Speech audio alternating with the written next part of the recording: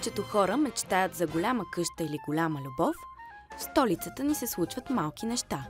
Такива, които могат да се поберат в джоба ни.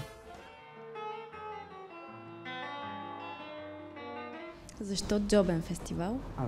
Идеята ми дойде преди 2-3 години и тя дълго време си седеше така в мене.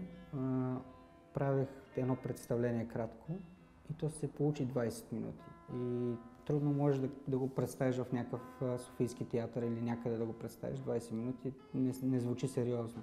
И разбрах, че няма фестивал за тези неща, за супер кратките неща, за клиповите изпълнения, за примерно изложба от няколко обекта, само не цяла зала да напълниш и така. И така решихме да рискуваме с тази идея. Всичко по време на джобния фестивал се случва естествено на малко място. В това ателие се побират големите идеи на много хора. Един букет от артисти, които имат все малки неща за показване. Както Светло каза, неща в джоба, всеки момент можеш да ги извадиш и да ги покажеш без много приготовление. Това са музиканти, видеоартисти, актьори, танцори, автори на текстове. Какво имате в своя джоб тези артисти, творци? Различни обекти.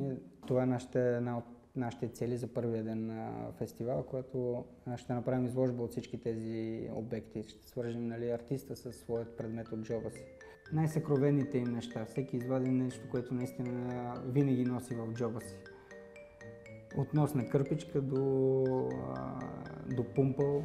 София и цялата страна започва да живее някакъв нов живот. Хората отвориха се границите, хората започнаха да виждат тези неща в чужбина и да започват да разбират това изкуство, което е необикновено, нестандартно, не е затворено в определените зали за това нещо, както изложбени зали или пък концертни зали, театрални зали. Тоест хората започнаха да разбират, че в малките хубави местенца има много повече чар, отколкото в големите мащабни зали и така нататък. Тоест да кажем, малкият бизнес пред моловете печели. Поне в изкуството се надявам.